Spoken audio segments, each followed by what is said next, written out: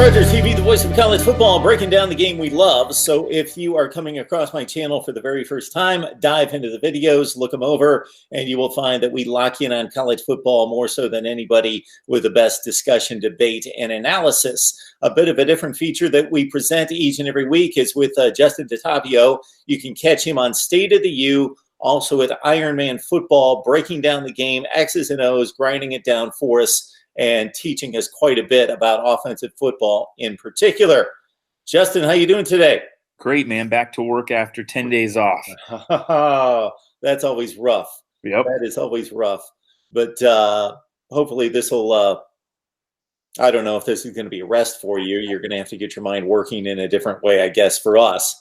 But you had given me a topic about split zone, RPO off of that. You can take that from the start, and everything that I got to say in the message that you sent me, was I cognizant and understanding of those particular terms? I'm not going to say at an expert coaching level, but yes, but kind of put together. I don't know where you're going to take this, so I'll let you go with it. All right, so it is my probably my favorite running concept. If I was to say, pick down the line of them,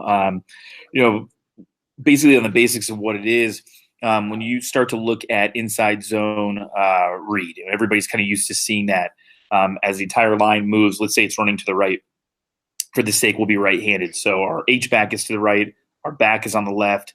And as we start to run to the right, all of our offensive linemen are blocking somebody or space to the right, as it is still zone blocking. The one caveat or difference is when normally on inside zone read, our offensive tackle is going to through block. So he's going to rip through underneath the defensive end and run up and block a linebacker. He's still going to do that, but we're no longer reading the backside defensive end. The H-back comes across the formation and hits him right in the chest, which causes him to have a bunch of different looks. So it's simple to put in because it's the same blocking as inside zone read, as long as you have an H. But the difference on the two of them would be that now the H-back is going to kick that end. You're not going to read him. And so it's a direct handoff. Another difference is that the running back is still reading the play, trying to run it to the right side. However, if that hole opens up between you're kind of washing down and the kick out block, if it opens up, he can cut back across, right? With, inside zone read, you want to keep the back to the right, and the quarterback, if he pulls, goes to the left. So that would be your only real difference. So it's really easy to put in. It's easy to teach because, say your three basic zone plays, which would be base zone. The offensive tackles just have to learn to step inside and turn out, and they block the defensive end. But your guards and centers are all doing the same thing. Inside zone read, they're basically doing the exact same thing. Guards and centers, your tackle is more or less backside tackle, just has to learn, how to rip through the guy and go up to the second level. And he's doing the same thing on split zone. So if your offensive line, it's really easy. There's hardly a change. And so that makes it a really good kind of change up play when you're running inside zone read in a zone, base zone lead type play. To your quarterback doesn't have to run. You can cut back across the formation, and it's really easy to teach.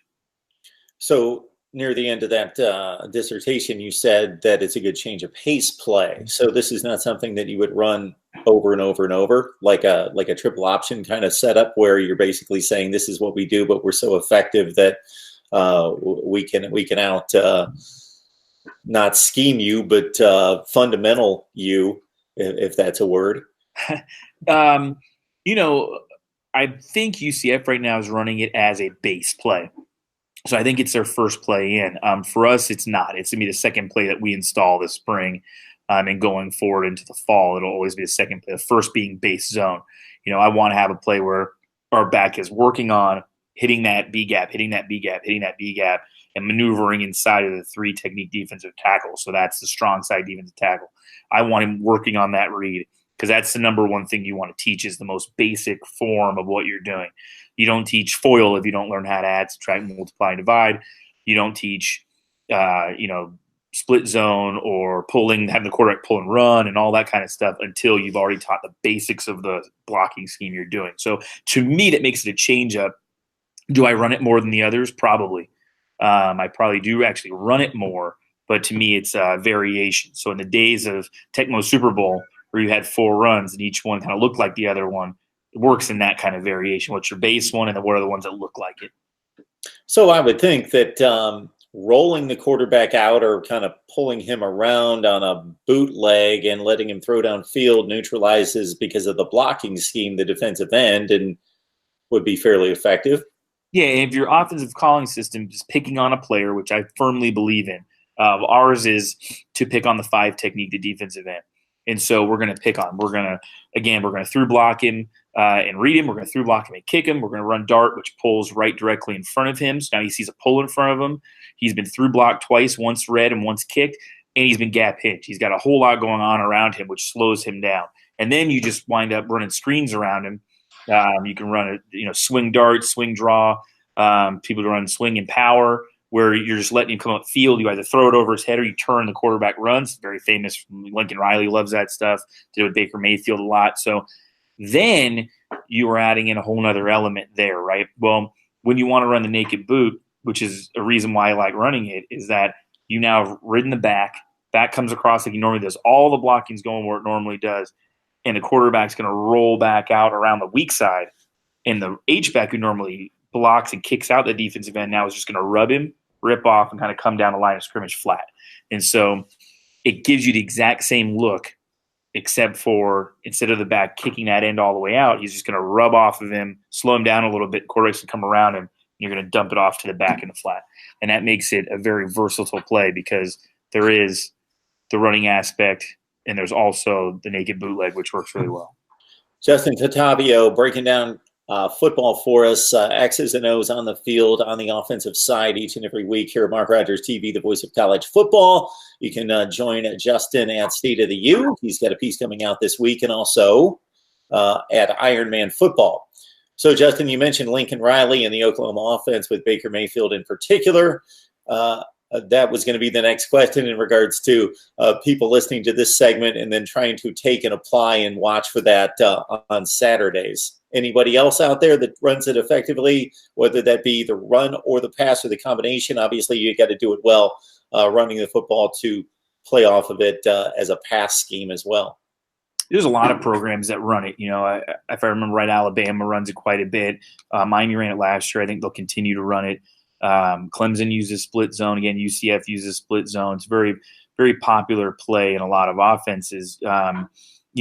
Especially if you're going to use the H-back to go up and block in the alley. A lot of the offensive coordinators had to find a way to confuse the defense, because the defensive ends were used to chasing down the running back and the quarterback pulls and runs. Well, now how do I fix that? Well, they started to have the defensive end and the linebacker scrape exchange, which basically means the end is now going to wait on the quarterback and the linebacker comes inside, or vice versa. Let your end scrape down the line and chase, and let your quarterback come outside, or your linebacker come outside for the quarterback. Quarterbacks are starting to run into a linebacker, hitting them right in the face, right? Because the defensive end scrapes down the line of scrimmage, you pull and run, and boom, linebacker hits you. Now you start using the H-back. He comes across the formation like split zone and then up, and he blocks the linebacker, which is, something that in the article for State of the U, I'll have a little bit of a discussion about that, but mostly it's going to stick to the actual split zone. And then the ability to run pass options off of it, and obviously the naked play action stuff. Really good football education each and every week from Justin Tatavio. You can catch him on Ironman Football and also on State of the U. Justin, we appreciate you stopping by. Unless there's some other aspect of this you want to dive into. Just make sure you're aware of run pass options. The quarterback does not have to run the ball. That is like a misnomer that Joel Klatt spread around there. Kirk Herbstreit, that the quarterback has to run on them. The truth is that's not true at all. The quarterback can easily just be a give or throw read. He doesn't have to have a pull. So that's something just to keep in mind. Okay, good stuff. Justin, we always appreciate it. All right, thank you.